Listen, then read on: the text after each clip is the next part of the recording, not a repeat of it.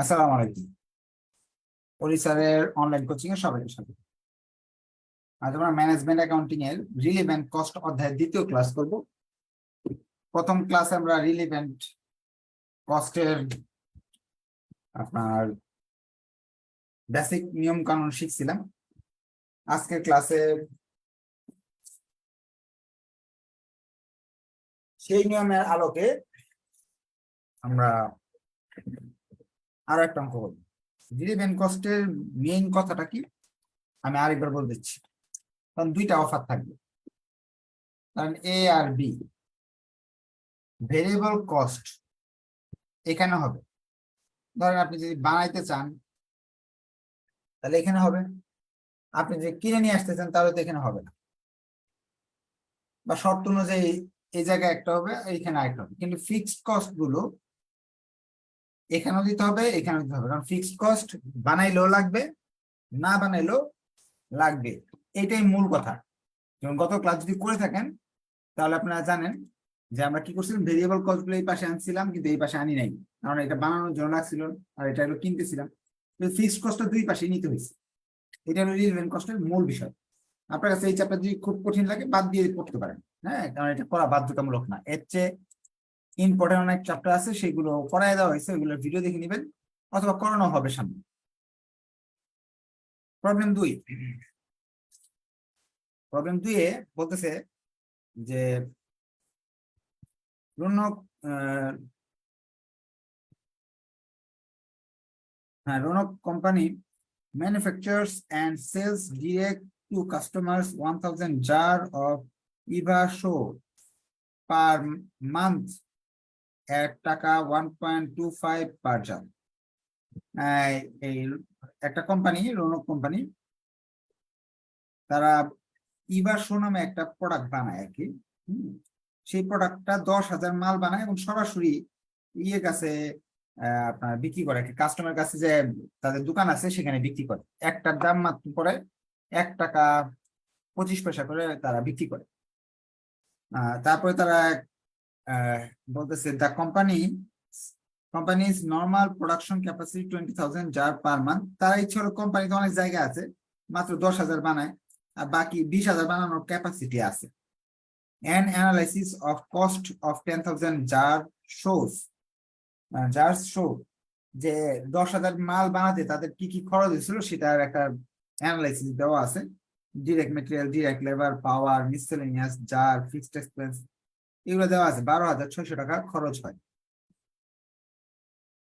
এখন বলছে the company has receive an offer for export a different brand name of 1,20,000 jars of show at 10,000 jars per month of টাকা 75 পার এ jar। একটা বিদেশি company আসছে, আইসা আপনাকে বলতেছে তুমি আমাকে 75 পয়সা করে একটা জার বিক্রি করবা, 10,000 প্রতি মাসে 10,000 করে, এক বছরে 1,20,000 জার দিবা। প্রতি প্রতি বছরে প্রতি বছরে 1 বছরে 1,20,000 জার দিতে হবে, এক মাসে 10,000 জার দিতে হবে, এবং আমরা টাকা দিব মাত্র 75 পয়সা করে। রিকোয়ার বলছে it is the offer acceptable, এই অফার কি নেওয়া যাবে? আমি প্রথমে বলবো আমরা আপাত দৃষ্টিতে না, নেওয়া যাবে না। কারণ কি, 10,000 মাল বানাতে গিয়ে দিয়ে খরচই পরে 1 টাকা। 12,000-কে যদি আমি 10,000 দিয়ে ভাগ করি তাহলে 1 টাকা 26 পয়সা বানাতে লাগে। তো তার কাছে 75 পয়সা যদি বিক্রি করি তাহলে আমার লস। এখন আমরা অ্যানালাইসিস করা শুরু করি যে সত্যি যে বানানো যাবে কি যাবে না। প্রশ্নটা লিখতেছি, আমি অঙ্ক এখনো শুরু করিনি। প্রবলেম 2,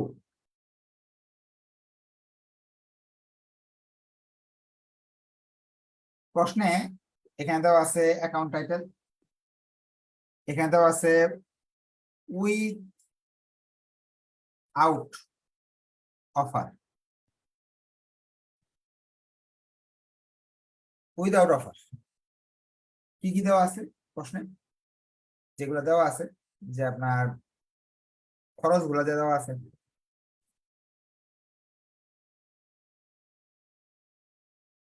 খরচ আমরা লিখতেছি। ভেরিয়েবল কস্ট, ডিরেক্ট মেটেরিয়াল 10,000 টাকা, আমরা 10,000 মালের জন্য 10,000 ইউনিটস 1,000 টাকা। ডিরেক্ট লেবার, প্রশ্ন দেখতেছি এখন কিন্তু অঙ্ক শুরু করিনি। তারপরে পাওয়ার,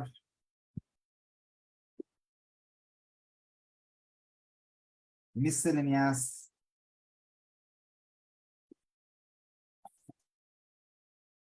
জার, এফসি, ফিক্সড কস্ট। এখনো অঙ্ক শুরু করি নাই, প্রশ্ন লিখছি, প্রশ্ন এগুলো দেওয়া আছে।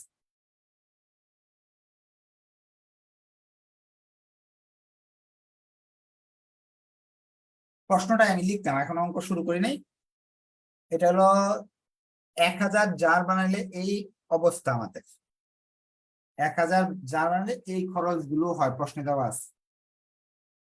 সেগুলো আমরা টোটাল কস্ট এটা আসে নাকি, বিক্রি করি কত, 1 টাকা 25 পয়সা করে বিক্রি করি। 10,000 মাল বিক্রি করলে আমার টাকা আসে।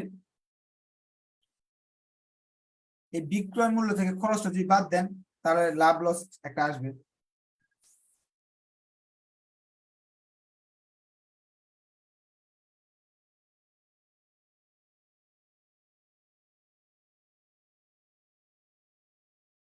বি থেকে এ বাদ দেন, 100 টাকা লস। এটা সবাই বুঝার কথা। আমি এখন অঙ্ক শুরু করি নাই, প্রশ্ন থেকে তথ্যগুলো নিয়ে নিয়ে অঙ্কটা সাজাইছি। কি কি সাজাইছি দেখেন, এখানে যে যতগুলো খরচ দেওয়া ছিল সবগুলো খরচ হুবহু চোখ বন্ধ করে উঠাইছি। 12,600 টাকা খরচ করে 10,000 মাল বানাতে, এটা আমরা উঠাইছি। প্রথম কাজ করলাম। দ্বিতীয় কাজ করলাম হলো, এই যে এখানে লেখা আছে 10,000 যার আমরা বিক্রি করি এক একটা 1 টাকা 25 পয়সা, মানে 1 টাকা 25 পয়সা দিয়ে যদি 10,000 গুণ করি তাহলে 12,500 টাকার মাল বিক্রি করি। বানাতে পরে একটা জিনিস আপনি বুঝেন, বিক্রি বিক্রি করেন হলো 12,500 টাকা, খরচ করে 12,600 টাকা, লাভ হবে না লস হবে? আপনার কমেন্ট লেখেন, লাভ না লস? 12,600 টাকা দিয়ে বানান, বিক্রি করেন 12,500, লাভ না লস? লস। 100 টাকা লস হচ্ছে। বিক্রয় মূল্য কম, খরচ বেশি। এতটুকু তো প্রশ্নই দেওয়া ছিল, এটা না বোঝার কিছু নাই। এখন অফারে যাই আমরা, যে তারা যে আমাদের অফার দিছে,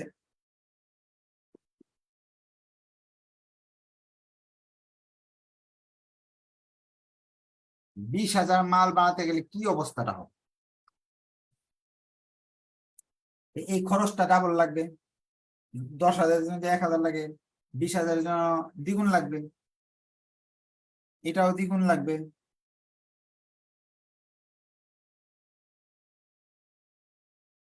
এটাও দ্বিগুণ লাগবে।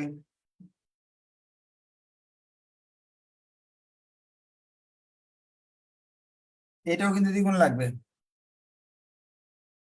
এটাও দ্বিগুণ লাগবে।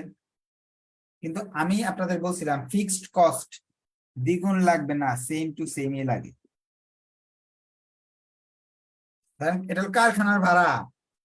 10,000 মাল বানাইলে যে যে ভাড়া দিতে হবে, 20,000 মাল বানালে তো বাড়িওয়ালা বলবে না যে তুমি বেশি বানাইছো, বেশি টাকা ভাড়া দাও, এটা বলবে না তো, সেম লাগবে। তাহলে আমার টোটাল কস্ট হচ্ছে, আহ টোটাল আসবে কত, যোগ করেন, ক্যালকুলেটর তো আছে মনে হয় সাথে।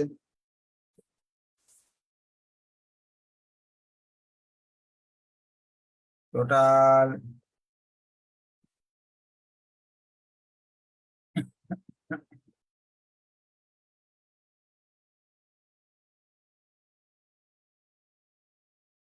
9,290 টাকা একজন দেখছে। না, 9,290 টাকা হবে না, ভালো করে যোগ করেন। 9,290 তো ভেরিয়েবল কস্ট, 9,290, 9,290 যোগ 7,955। নিজে একা একা করেন, হ্যাঁ, আমার বই থেকে দেখে দেখে করেন। আমি যে সিস্টেমে করে দিচ্ছি এইভাবে করেন। এখন মাল বিক্রি করলে কত পাবেন? বিক্রি করলে আমি একটা ওয়ার্কিং করে নিই। সেলস প্রথমে তো প্রথম 10,000 বিক্রি করবেন আপনি 1 টাকা 25 পয়সা করে। পরের 10,000 যে আছে ওই লোকে তো অফার দিছে 75 পয়সা করে দিবে আপনাকে। টোটাল আপনার যোগ করলে সেলস আসবে হলো আপনার 20,000 টাকা। 20,000 টাকা, 20,000 থেকে এটা যদি বাদ দিয়ে দেন তাহলে আপনার প্রফিট থাকতে 2755 টাকা। অফার ছাড়া আপনি 100 টাকা লস করতেছেন, এখন অফার নিলে 2755 টাকা লাগতেছে, তাহলে আপনার লাভ হবে এই ব্যবসা করে। এখন এখানে কি জিনিসটা আমাদের প্রভাব ফেলছে একটু বারবার বলছি, ফিক্সড কস্টটা। আপনি যদি ধরেন এটা নাই, যদি চিন্তা করেন 10,000 মাল বানানোর ক্ষেত্রে আপনার 10,000 মাল বানাতে খরচ পড়ে 12,600 টাকা। একটা মালের খরচ পড়বে কত? বানাতে গিয়ে যদি একটা জিনিস লাগে এত, ধরেন একটা একটা একটা বিস্কিট বানাতে লাগে এত টাকা ধরে নেন। এখন আমি যদি এসে বলি আপনি এক কাজ করেন, আমি একটা বিস্কিট কিনবো 75 পয়সা দিয়ে, আপনি রাজি হবেন? তখন বলবেন যে ভাই বানাইতে লাগছে 1 টাকা 26 পয়সা, আপনার 75 পয়সা দিব কিভাবে? অসম্ভব। কিন্তু আপনি যদি ভালোভাবে চিন্তা করেন, অ্যানালাইসিস করেন, তাহলে দেখতেছেন এই এই অফার নিলে আপনার ব্যবসা ওটা লাভে থাকে। কারণ কি, আপনার ফিক্সড কস্ট তো এখানে যা এখানেও তা, অতিরিক্ত টাকা লাগতেছে না, শুধু ভেরিয়েবল কস্ট গুলো লাগতেছে, এই জন্য টোটাল খরচ কিন্তু যায় গড়ে কমে যাচ্ছে। এই ছিল রিলিভেন্ট কস্টের মূল ভাব, মূল বিষয়। এই জন্য কোম্পানির অবশ্যই এই অফারটা নেওয়া উচিত। কেন? কারণ হলো লাভ হইতেছে, এটাতে লাভ হইতেছে, এটাতে লস হইতেছে। প্রশ্নে তারা আরেকটা জিনিস বলছে, হোয়াট, এখানে লিখবেন is is the offer acceptable? Yes, company should accept the offer. What points should be consider before taken final decision? কোন জিনিসটা সবার আগে আমাকে চিন্তা ভাবনা করতে হবে এই ডিসিশন নেওয়ার ক্ষেত্রে? এটা কি কমেন্টে যে আমরা লিখবো যে এক্ষেত্রে এটার ব্যাখ্যা আমার দেওয়াই আছে, যে এটা থেকে এটা বেশি লাভ আছে, সেটা আমরা কমেন্ট লিখে দিব। Difference in favour of foreign offer.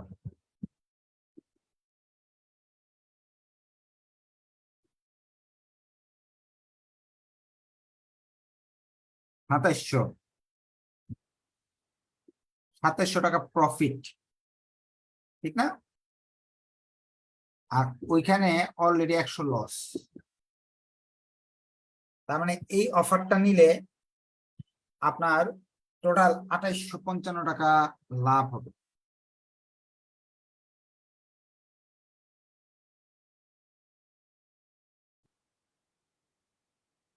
কমেন্টে লিখে দিবেন,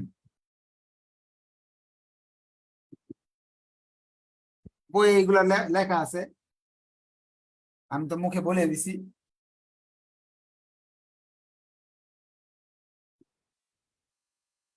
আরো ব্যাখ্যা লিখতে পারেন, যেটা ফিক্সড কস্ট ভেরিয়েবল কস্ট বিষয়ে আরো অনেক কথাবার্তা লেখা যাবে।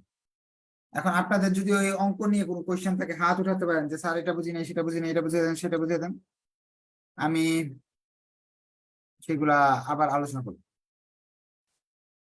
একজন সেলসটা বুঝতে পারেনি, সেলসটা আমি আরেকবার বুঝিয়ে দিই। এমনি প্রথম 10,000 মাল বিক্রি করলে টাকা পাবেন হলো 1 টাকা 25 পয়সা করে, তারা বলে দিছে। কিন্তু 20,000 মাল বিক্রি করতে গেলে পরের 10,000 মাল বিক্রি করলে তারা কম টাকা দিবে, 75 পয়সা করে। তো প্রথম 10,000-এর জন্য আপনি পাবেন 12,500, কিন্তু শেষের যে 10,000 আছে, 20,000 মাল না বিদেশে যে পাঠাবেন, ওইটা তো সে 12 টাকা করে, 1 টাকা 25 পয়সা করে কিনবে না, সে কিনবে 75 পয়সা করে। তাহলে সেই হিসাবে আপনি পাচ্ছেন 7,500। এই জন্য দুইটা মিলে প্রথম 10,000-এর বিক্রয় মূল্য একরকম, দ্বিতীয় 10,000 বিক্রয় মূল্য একরকম, দুইটা মিলে আপনার 20,000 টাকা লাগবে। আশা রাখি বুঝতে পারছেন। এছাড়া তো কেউ হাত উঠায় নাই, তার মানে কোশ্চেন নাই। নেক্সট ক্লাস ইনশাআল্লাহ দেখা হবে। ধন্যবাদ সবাইকে। আসসালামু আলাইকুম। আপনারা অন্য অন্য চ্যাপ্টার গুলো দেখতে থাকেন।